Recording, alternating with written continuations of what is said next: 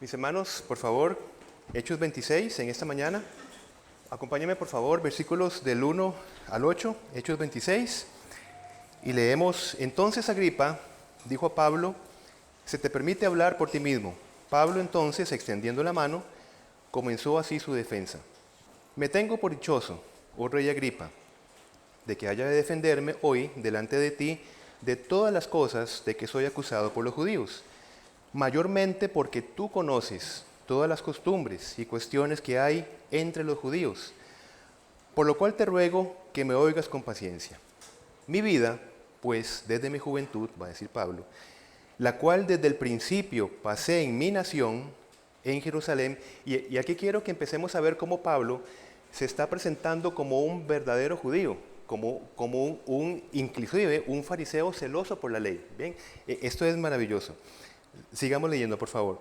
Repito el 4. Mi vida, pues, desde mi juventud, la cual desde el principio pasé en mi nación, en Jerusalén, la conocen todos los judíos, los cuales también saben que yo desde el principio, si quieren testificarlo, conforme a la más rigurosa secta de nuestra religión, viví fariseo. Y ahora, esta palabra, hermanos, es muy importante. Por la esperanza de la promesa que hizo Dios a nuestros padres, soy llamado a juicio. Promesa, versículo 7, cuyo cumplimiento esperan que han de alcanzar nuestras 12 tribus. Es decir, Pablo ya la había alcanzado, ya la había recibido, ya la había interiorizado, ya la estaba viviendo. Y ahora desea que la puedan vivir también los demás. 7 de nuevo. Promesa cuyo cumplimiento esperan que han de alcanzar nuestras 12 tribus, sirviendo constantemente a Dios de día y de noche. Por esta esperanza, oh rey Agripa, soy acusado por los judíos. ¿Qué? ¿Se juzga entre vosotros, cosa increíble, que Dios resucite a los muertos? Pablo lo que está haciendo, mis hermanos, es, digámoslo así, exponiendo la contradicción o la ignorancia de los judíos en esperar una promesa que les fue dada, que esperaban con ansias, definitivamente, que guardaban muchas cosas en pro de procurar esta esperanza, como vamos a verlo. Vivían en una estricta práctica religiosa, esperaban con ansia la manifestación de la promesa, y ahora que la han visto, se resisten a ella. ¿Qué promesa? La promesa, mis hermanos, consistía, al menos, en la esperanza mesiánica para la destrucción de la muerte para siempre. Lo que vamos a ver ahora, mis hermanos, cuando hablamos de promesa, ya la palabra está hablando que se viene revelando desde mucho antes, desde los profetas. Una promesa que empieza como cuando amanece, empieza a darse a conocer poco a poco hasta que llega a su culminación en Cristo. La promesa de la destrucción de la muerte para siempre manifestada plenamente en la resurrección de Jesús, ¿verdad? Acompáñenme, por favor, a Job, capítulo 19. Por eso les decía que esta palabra promesa y esperanza son muy importantes. Si hablamos de promesa y de esperanza es porque se esperaba desde mucho tiempo antes, ¿verdad? Es decir, se había revelado desde mucho tiempo antes. Entonces, Job 19:25 va a decir Job, vean la esperanza de la muerte vencida para siempre. Yo sé que mi Redentor vive y al fin se levantará sobre el polvo. Y después de deshecha esta mi piel, en mi carne he de ver a Dios, al cual veré por mí mismo, y mis ojos lo verán y no otro, aunque mi corazón desfallece dentro de mí. Eso es esperanza. Vamos más adelantito a Isaías 25:8, entre muchísimos textos, por supuesto, ¿verdad? La esperanza está en cada mención profética, definitivamente. 25:8, la esperanza y la promesa. Dice, destruirá a la muerte para siempre, y enjugará Jehová el Señor toda lágrima de todos los rostros, y quitará la afrenta de su pueblo, de toda la tierra, porque Jehová lo ha dicho. Vean qué esperanza, es decir, Dios mismo quitará la afrenta, destruirá la muerte para siempre. Entendamos que el contexto de esas personas era que tenían muy buen entendimiento de lo que era esperanza y de lo que era promesa. Y luego, La promesa incluye también la llegada del reino de Dios prometido a los patriarcas. Pablo testificaba, volvamos por favor a nuestro texto base, que le invito a que lo tenga por allí, Hechos 26, versículo 23. Vean cómo Pablo habla del cumplimiento de esta promesa, lo que acabamos de leer. Versículo 23, Hechos 26, que el Cristo había de padecer y ser el primero de la resurrección de los muertos. Es decir, como Cristo es la primicia, ya la promesa se cumple, ya se vio en Cristo. La promesa de Job, la esperanza de Job, lo que leímos en Isaías, ya hay testigos, ya Cristo ha resucitado, se cumplió la promesa, para anunciar luz al pueblo y a los gentiles. Y esta promesa, vean ustedes cómo empieza a hacerse gigantesca para todas las naciones, no solamente para un pueblo, sino para todas las naciones. ¿Ven? Para anunciar luz al pueblo y a los gentiles.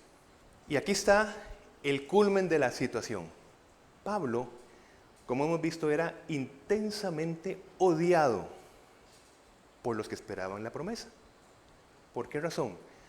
Porque esta promesa y esperanza, que era la base de los escritos de ellos, se cumplían en los regenerados, no en el pueblo nacional de Israel. Y aquí es donde el punto que Israel queda, los líderes judíos quedan estupefactos, porque esta promesa solo se relaciona con los regenerados, los que pasan de muerte a vida espiritual por la fe en Jesucristo, no con el Israel nacional, porque Pablo mismo va a decir, no todos los israelitas, o no todo Israel, se compone de todos los israelitas. Este pueblo del reino de Dios es la iglesia.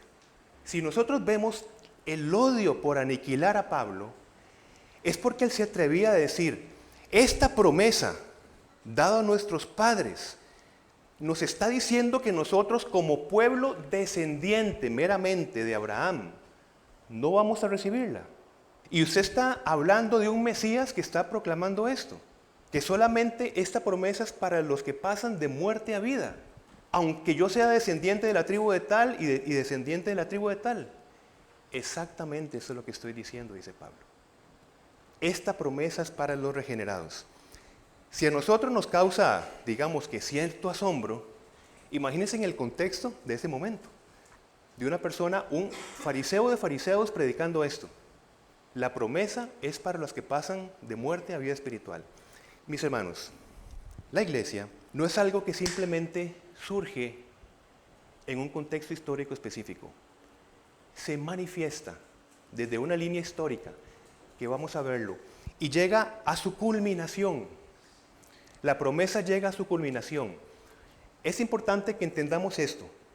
Este pueblo del reino de Dios, los regenerados, de todas las naciones, judíos o gentiles, es la iglesia. Vamos a Ezequiel 37, dice, estará en medio de ellos mi tabernáculo, y seré a ellos por Dios, y ellos me serán por pueblo. Es decir, la promesa de que Dios mismo estará con su pueblo. Y se cumple en Juan 1:14. Y aquel verbo fue hecho carne, y habitó entre nosotros, y vimos su gloria, gloria como el del unigénito del Padre, lleno de gracia y de verdad. En Cristo empieza a cumplirse toda la esperanza profética. Todo se cumple en Cristo. Habitar en medio del pueblo, como lo estamos viendo acá, es la primera fase del reino de Dios prometido. El reino vendrá. La primera fase es que el reino se ha acercado. Cuando Jesucristo empieza a predicar con respecto al reino, lo primero que empieza a hablar es que el reino se ha acercado. Se ha acercado. Esa es la primera fase del cumplimiento de la promesa. El reino se ha acercado. Vamos a Marcos 1:5, nada más para confirmar esto. Marcos 1:5, porque empieza Jesucristo su ministerio terrenal, empieza a proclamar el evangelio del reino, diciendo, 1:15 Marcos, el tiempo se ha cumplido. ¿Qué tiempo, mis hermanos? El tiempo de la promesa, el tiempo de la esperanza. Pero se va cumpliendo, igual cumpliendo etapas de revelación. ¿Cuál es la primera etapa? Dice, y el reino de Dios se ha acercado. Y arrepentíos y creed en el Evangelio. El cumplimiento de la promesa en la primera etapa es que el reino se ha acercado. Hermanos, el hecho que el reino haya llegado no significa que se cumplió la promesa universal de que ya todos entrarán en el reino. El reino se acercó para entrar en él, como decía Juan el Bautista, por medio de arrepentimiento y posteriormente en fe en el Mesías. Porque Juan el Bautista les decía, generación de víboras, ¿quién os enseñó a huir de la ira venidera?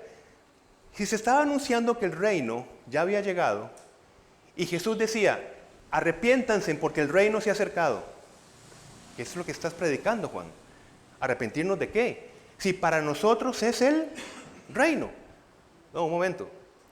El reino se ha acercado, pero entran aquellos que se arrepienten de sus pecados. La predicación de Juan el Bautista, confirmada luego por Jesucristo. Segunda fase, el reino viene con poder.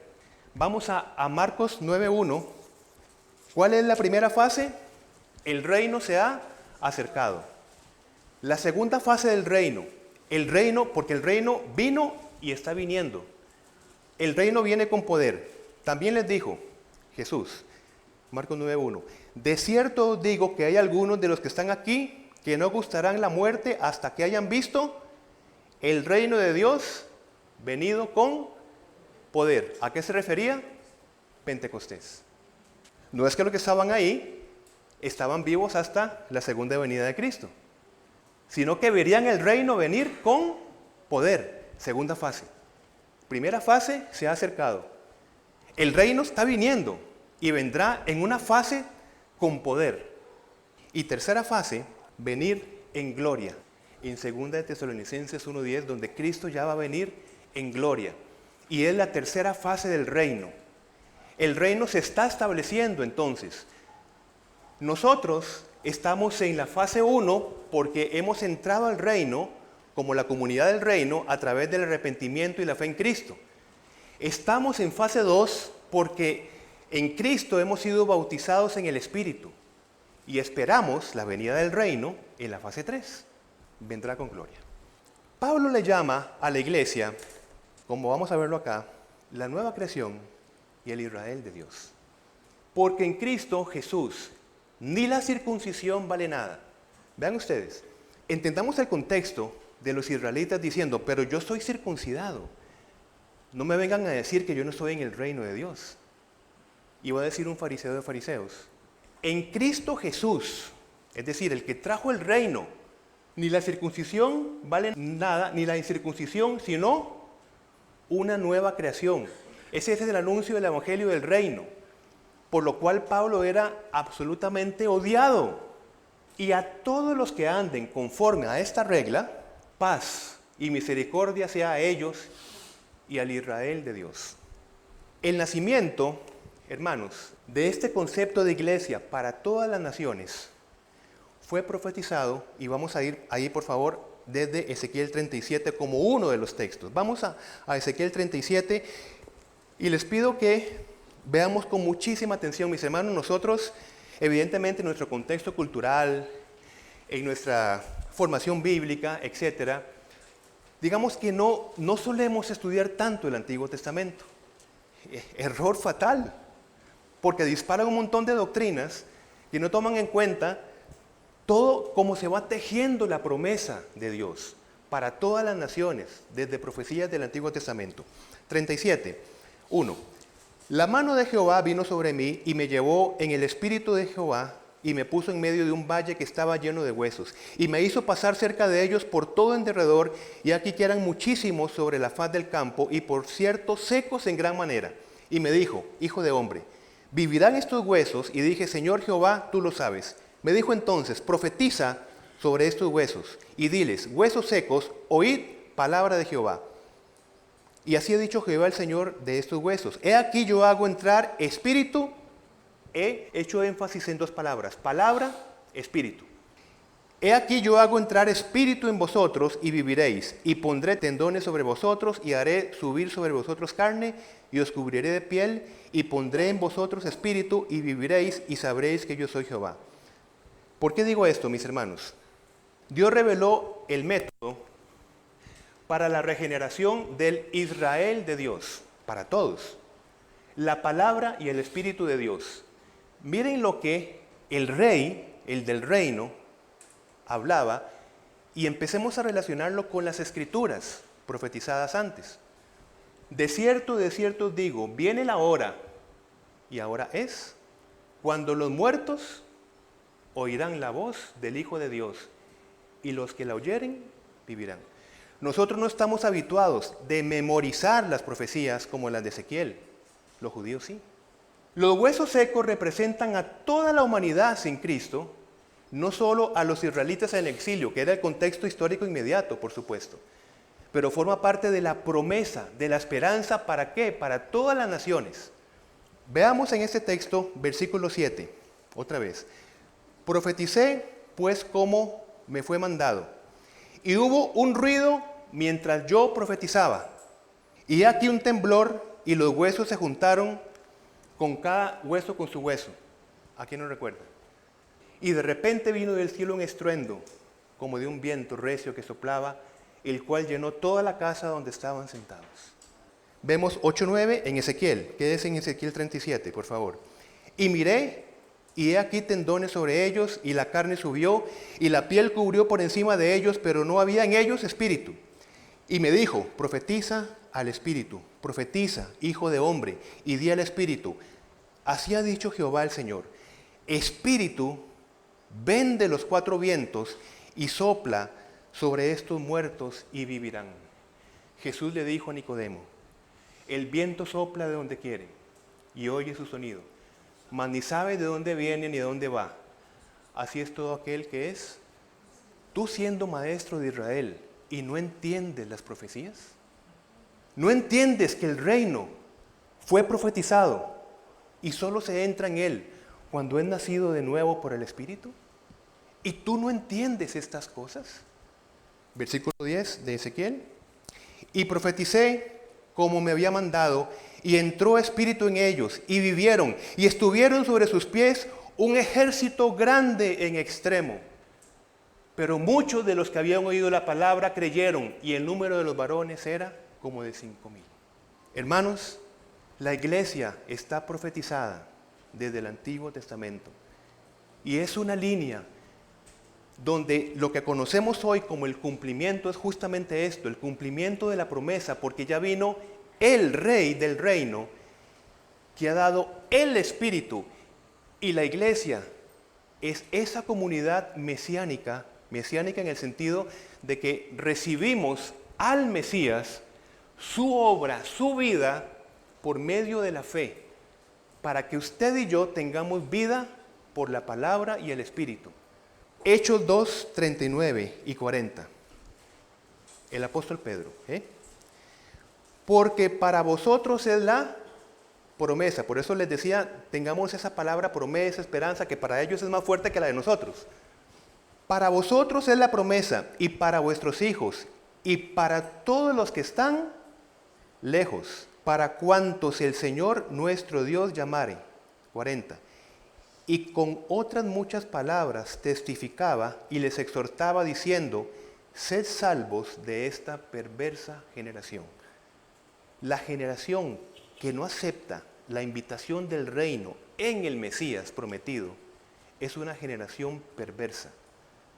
Ser levantado en Cristo para siempre del estado de muerte por el pecado, recordemos Ezequiel, el Israel de Dios, y ser colocado en la verdadera tierra prometida, la Canaán celestial, donde la terrena, promesa de Abraham, sería solo una representación. Esta es la promesa.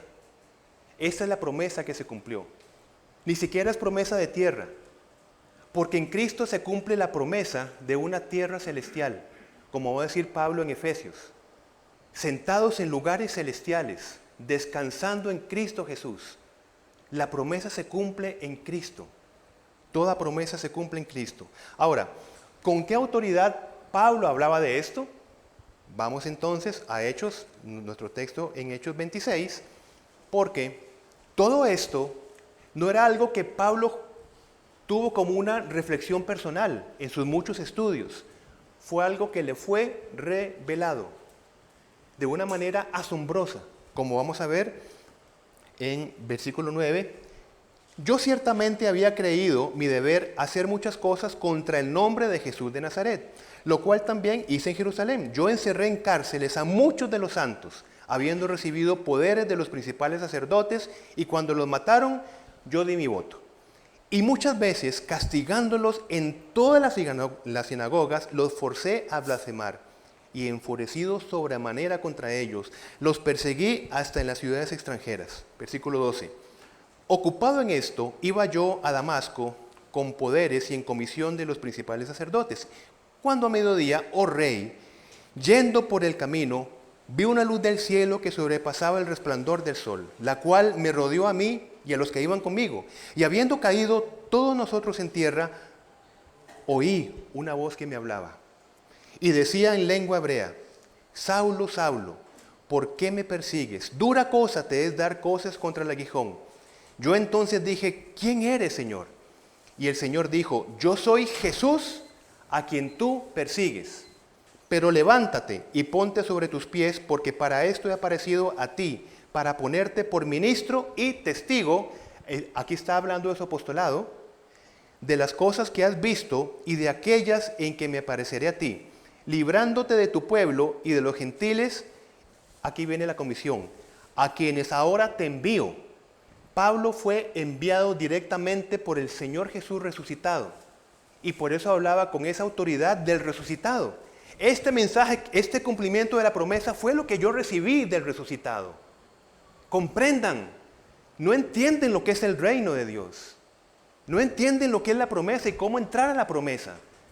Yo era como ustedes y recibí directamente del resucitado este mensaje que les estoy dando.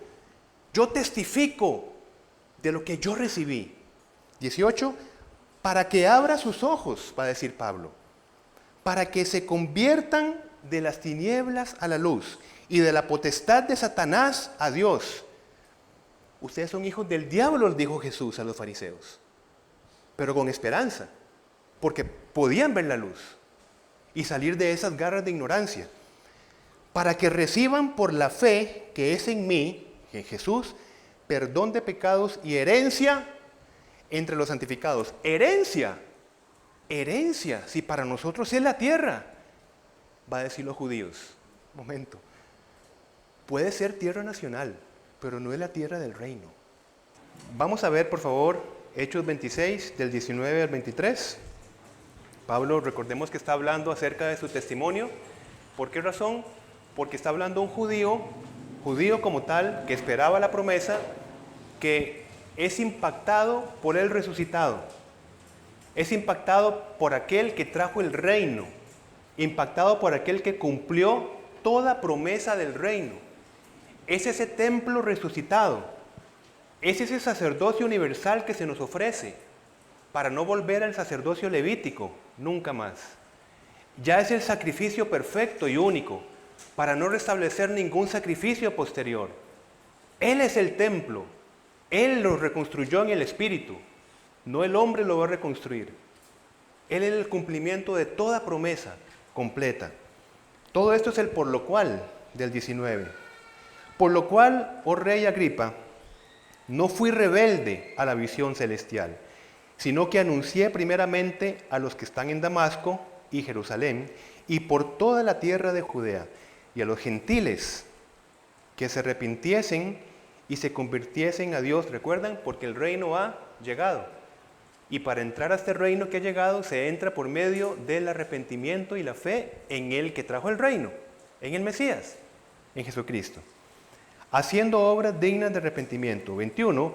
Por causa de esto los judíos, prendiéndome en el templo, intentaron matarme.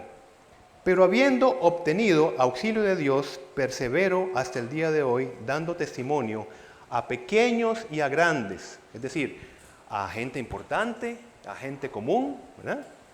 No diciendo nada fuera de las cosas, escuchen bien, que los profetas y Moisés dijeron que había de suceder. Cuando Pablo habla de doctrina de la iglesia, no dice otra cosa más que lo que los profetas y Moisés dijeron que iba de acontecer.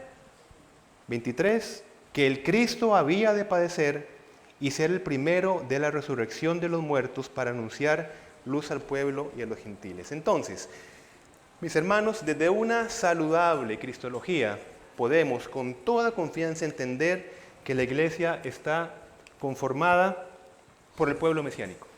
¿Qué es el pueblo mesiánico? Todo aquel de toda tribu o nación que recibe al Mesías Jesucristo, cumpliendo toda promesa y toda esperanza. Y esta invitación está para todo aquel que cree, no el que traiga un certificado de genealogía, para todo aquel que cree. Ya la promesa se cumplió para cumplir completamente y formar el pueblo mesiánico. Ya la promesa se cumplió en Cristo. Dios toma la iniciativa tanto para enviar a Jesucristo como para atraernos a su reino. Digo esto porque leemos lo que acabamos de leer acá en versículo 16, que Pablo dice, no fui rebelde al llamado celestial. La gracia, mis hermanos, este acontecimiento tan extraordinario que Pablo pasó, se encuentra cuando la gracia llega a nosotros, es decir, el evangelio, el testimonio de una persona, etc., no se encuentra a usted y a mí con un tipo de libertad. Es decir, podemos escoger o podemos no escoger. Pero ese poder escoger y poder no escoger no es una verdadera libertad, porque está mediada por el pecado. No estoy hablando en contra del libre albedrío. Significa que realmente no tenemos libre albedrío, como por decir, tenemos toda la capacidad, toda la visión para saber escoger lo bueno y saber escoger lo malo. Por eso es que Dios tiene una primera iniciativa para llamarnos e invitarnos. Pero en esta libertad que tenemos usted y yo, podemos responder o no a la iniciativa que Dios primero ejerce sobre nosotros. Por eso Pablo dijo, no fui rebelde a esta visión celestial. Cuando nosotros respondemos desde una libertad que no es tan libre, que está mediada por el pecado, pero que tenemos la responsabilidad de responder o no, vamos ahora sí siendo formados en una verdadera libertad. La verdadera libertad suya y mía es cuando nosotros ya vamos deseando no escoger lo malo. Y mi verdadera libertad es cuando yo digo, yo no quiero ser libre para escoger lo malo. Y ahí empiezo a vivir mi verdadera libertad que solamente lo da Jesucristo. Así que si el Hijo os libertare, seréis verdaderamente libres, va a decir Jesucristo en Juan 8:36. Entendemos el punto. Somos tomados desde una libertad que no es tan libre, pero que podemos responder o no a la iniciativa que solamente es de Dios. Y cuando nosotros respondemos con esa libertad que no es tan libre, vamos siendo formados en la verdadera libertad. Señor, quita de mí el pecado que aún mora en mí. Estamos deseando verdadera libertad.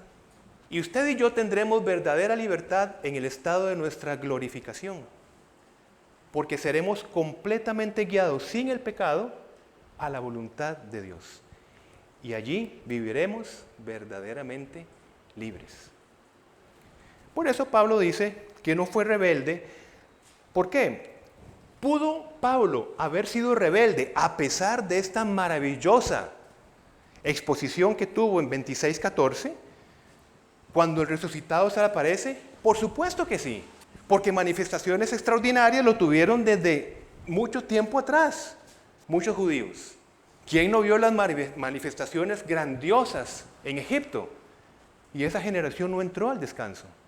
Es más, vamos a Hechos, devolvámonos a 7:38, las palabras de Esteban. Dice, este es aquel Moisés que estuvo en la congregación en el desierto, con el ángel que le hablaba en el monte Sinaí, y con nuestros padres, y que recibió palabras de vida que darnos, al cual nuestros padres no quisieron obedecer, sino que le desecharon, y en sus corazones se volvieron a Egipto. Y en el 51, ¿qué dice Esteban? duros de cerviz e incircuncisos de corazón, aunque eran circuncidados físicamente, y de oídos, vosotros resistís siempre al Espíritu Santo, como vuestros padres, así también vosotros. Es decir, Pablo pudo haber sido rebelde al llamado celestial, pero Pablo no fue rebelde al llamado celestial. Y Pablo, devolvámonos por favor a nuestro texto principal en capítulo 26, fijémonos que él ya está hablando de la salvación como debe verse. En versículo 18 habla de la salvación por la fe. Dice, para que abra sus ojos, para que se conviertan de las tinieblas a la luz, son las palabras del Cristo resucitado a Pablo, y de la potestad de Satanás a Dios, para que reciban por la fe que es en mí, perdón de pecados y herencia entre santificados. Pero en el 20, Pablo dice, sino que anuncié primeramente a los que están en Damasco y Jerusalén y por toda la tierra de Judea y a los gentiles que se arrepintiesen y se convirtiesen a Dios, haciendo obras dignas de arrepentimiento. Porque Pablo evidentemente está hablando de una fe que va a dejarse ver por obras dignas de arrepentimiento, como hablaba Santiago. Pero, ¿qué obras? Vamos a entender que obras dignas de arrepentimiento, porque inicia desde la fe, ya son esos nuevos hábitos que el Espíritu, porque cuando creemos en Jesucristo somos inmediatamente bautizados en el Espíritu y ya opera en nosotros nuevos hábitos que el Espíritu Santo forma en el creyente para que no permanezca en el pecado desde su permanencia en Cristo. Y luego, fijémonos que en el 22, mis hermanos, esta permanencia en Cristo va desarrollando en el creyente, en cada uno de nosotros, progresivamente, una serie de hábitos, manifestaciones, que dan evidencia de una fe verdadera. Hermanos, esta doctrina es muy importante. La fe necesita verse en obras de arrepentimiento. No esfuerzos que usted y yo hagamos para vernos salvos, son obras que el Espíritu hace en nuestra vida y nos da nuevos hábitos que se dejan ver. Por ejemplo, veamos el 22, que todo empieza desde el auxilio de Dios, lo que hablamos nosotros de permanencia. Pero habiendo obtenido auxilio de Dios, ahora viene lo demás. ¿Qué se deja ver de una fe verdadera? Perseverancia, porque Pablo dice, persevero hasta el día de hoy. Va a decir Pablo, dando testimonio a pequeños y grandes, podríamos decir, impulso evangelístico, podríamos llamarlo de otra manera, ustedes en grupos de oración podrán verlo con otros nombres, pero todo empieza desde el auxilio y dependencia del Señor. Va a decir Pablo, no diciendo nada fuera de las cosas que los profetas y Moisés dijeron que habían de suceder, es decir, fidelidad al Evangelio. Es un texto muy rico para una muy buena discusión. Valentía, cuando Pablo le hablaba a grandes y a pequeños. Todas estas son cosas que se dejan ver cuando una persona dice, yo entregué mi vida a Jesucristo. Atención, no se trata de que yo voy a una lista para ver ahora como cristiano qué es lo que tengo que hacer. Son hábitos que el Espíritu forma en nosotros desde una verdadera fe salvífica. Y los va desarrollando poco a poco en nuestra vida. Se dejan ver. Básicamente, el apóstol Pablo no reinventó el judaísmo, ni inventó el cristianismo, sino que proclamó lo que en Cristo se cumplía la esperanza prometida a Israel. Pero quiero que cuando nosotros veamos en el Antiguo Testamento Israel, es que Dios vive en un hoy eterno. ¿Cómo se va a limitar a un pueblo? Israel está hablando a esa comunidad que se deja ver primero en la salvación a un pueblo. De ellos son las promesas, para ellos son los pactos, pero ellos lo entendieron de una manera exclusiva. Es que Pablo está hablando del Israel de Dios.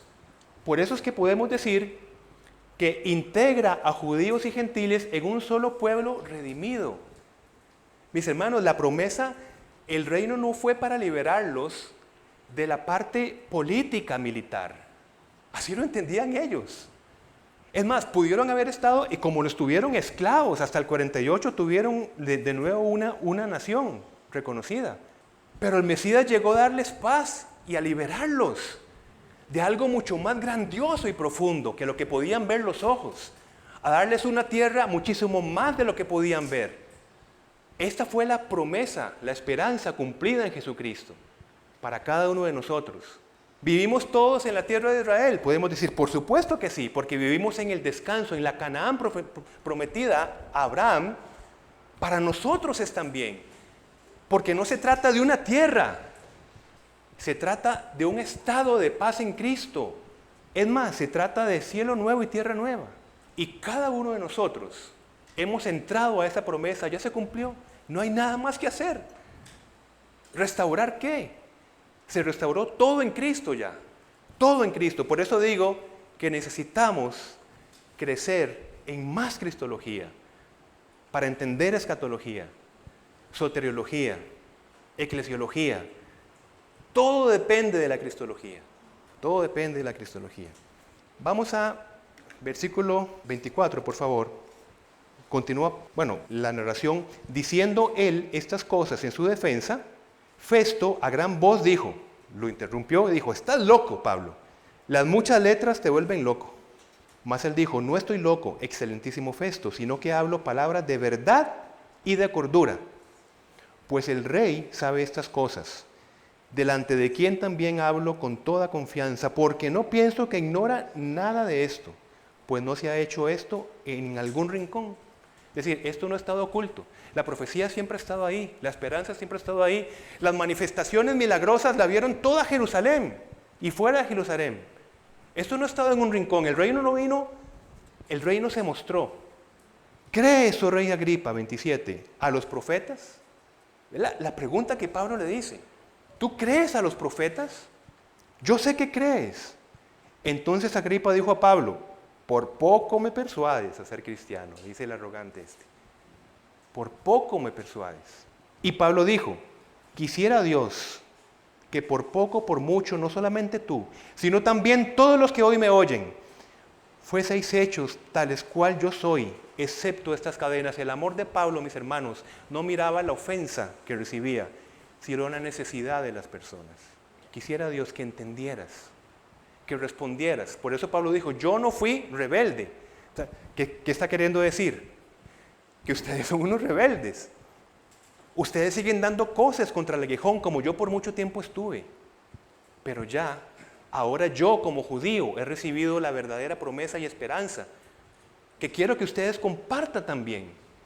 30, cuando había dicho estas cosas, se levantó el rey y el gobernador y Berenice, que era hermana, por cierto, de este rey, y por cierto, hermana de Drusila, el esposo la esposa de Félix, en 27, todos eran hijos de Agripa I. Agripa I fue el que mandó a decapitar a Juan el Bautista. Este Agripa II, hermano de Berenice y hermano de la otra también. Y los que habían sentado con ellos. Y cuando se retiraron aparte, hablaban entre sí diciendo, ninguna cosa digna, ni de muerte ni de prisión, ha hecho este hombre. Agripa dijo a Festo, ¿podía este hombre ser puesto en libertad si no hubiera apelado a César? Notemos la rebeldía, mis hermanos, espiritual en 28 de Agripa. El creyente, Pablo, cumplió su misión, como hemos dicho muchas veces. Cumplió su misión de convencimiento. ¿Cuál fue? Hablar con valentía y con fidelidad el Evangelio, sea grandes o pequeños. Ese es el llamado de cada uno de nosotros. ¿Cómo obtenemos este impulso? Pablo lo dijo, desde el auxilio de Dios. Y también desde las oraciones del pueblo de Dios. Por eso a los efesios les dice, oren por mí, para que el Señor me dé valentía, Pablo, para proclamar el Evangelio. A partir de esto, entonces, podemos cumplir este llamado, porque nosotros cuando viene el reino, lo hemos dicho muchas veces, la salvación no es estar pensando en que vamos al cielo. La salvación es que entramos por medio de Jesucristo al reino de Dios, con los intereses del reino de Dios, para anunciar anticipadamente que también el reino viene. Somos obreros en el reino de Dios, para proclamar el evangelio del reino de Dios. ¿Ves? No es reunirnos acá esperando que haya una manifestación hasta el final de los tiempos. Tenemos una misión en el reino de Dios. Por eso usted y yo tenemos diferentes dones y diferentes talentos también, porque Dios utiliza todo. No utiliza solamente nuestros dones, utiliza sus talentos también. Porque a partir de ahí, por mis talentos, yo entro a diferentes lugares y luego aplico los dones espirituales. Mi talento como músico hacen que yo entre a ciertos lados que ustedes no van a entrar. Y a partir de ahí, los dones espirituales de evangelización, etcétera, se aplican. Y esto es trabajar en el reino de Dios. Aquí hay profesores universitarios, aquí hay estudiantes colegiales, universitarios, de diferentes profesiones, y cada uno estamos con los intereses del reino de Dios. Ahora, Pablo hizo lo que tenía que hacer, pero no podía convencer completamente a Agripa. Porque cuando Pablo hizo lo que tenía que hacer, como hemos compartido antes, proclama fiel y valientemente el Evangelio, desde esta primera acción el Espíritu Santo empieza a convencer, porque va a decir Jesucristo del Espíritu Santo en Juan 16:8, y cuando Él venga, convencerá al mundo de pecado, de justicia y de juicio. Pero Agripa fue rebelde al llamado celestial, desde su libertad, que no es libertad, pero que tiene una responsabilidad. Es decir, la responsabilidad es que el Espíritu Santo proporciona todo para que nosotros respondamos, ilumina el entendimiento, para que respondamos a la acción preveniente que se llama. Él se anticipa a nuestra respuesta, no la condiciona, se anticipa, para que el ser humano, desde esa respuesta permeada por el pecado, tenga su cuota de responsabilidad y responder a la iniciativa de Dios. Pero como hablamos de responsabilidad, puede ser que no se responda, como pasó con Agripa. Entonces, hemos dicho muchas veces, no tomemos como una ofensa personal cuando posiblemente usted y yo seamos tratados de locos, como dijo Festo con Pablo. Locura, porque nos va a pasar. Y bendito Dios que nos suceda. Si nosotros empezamos a detenernos en la ofensa, perdemos la visión. Pablo, después de ser ofendido, continúa. Después del rechazo de Agripa, continúa en su papel de persuasión, que significa hablando fielmente el Evangelio. Eso es lo que a él le corresponde. El Espíritu hace el resto. De hecho, va a decir Jesucristo, para que nos quede muy claro, si el mundo os aborrece, sabed que a mí me ha aborrecido antes que a vosotros. Entonces, cuando la persona insulta, cuando la persona rechaza, cuando la persona ridiculiza, es porque se está librando una batalla espiritual en esa persona. Y esa persona está ridiculizando, está rechazando realmente el Evangelio. Porque lo que pasa es que se encuentra con una persona al frente. Pero es una lucha espiritual. Si nosotros entendemos esto, lo que está aborreciendo antes, está muy claro, está aborreciendo a Jesucristo antes que a nosotros. Entonces no es ninguna cosa personal para nosotros. Está aborreciendo a Cristo. Y por tanto aborrece a quien está hablando en el nombre de Cristo. Pero esa es la batalla espiritual. Vamos a 2 de Corintios 12:15, 2 de Corintios, para que veamos simplemente la cosmovisión de Pablo. 2 de Corintios 12:15. Dice, y yo con el mayor placer gastaré lo mío, y aún yo mismo me gastaré del todo, por amor de vuestras almas, aunque amándoos más, sea amado menos. Como usted y yo amamos al prójimo, es proclamándole la verdad del Evangelio. Pero esto no es porque Pablo era muy amoroso, mis hermanos. Esto es el hábito del Espíritu Santo mostrado en Pablo y en cada uno de nosotros. Esa es la muestra del amor de Dios. Y esto lo hacemos, mis hermanos, para encontrarnos en algún momento con esta maravillosa palabra. Bien, buen siervo y fiel. Sobre poco has sido fiel, sobre mucho te pondré. Entra en el gozo de tu Señor. Mis hermanos, es un privilegio que podamos nosotros ser embajadores del Evangelio del Reino. Es un privilegio. Y recordemos que todas las características de valentía, etcétera, empiezan desde el auxilio de Dios. Auxilio y dependencia del Señor. ¿Amén?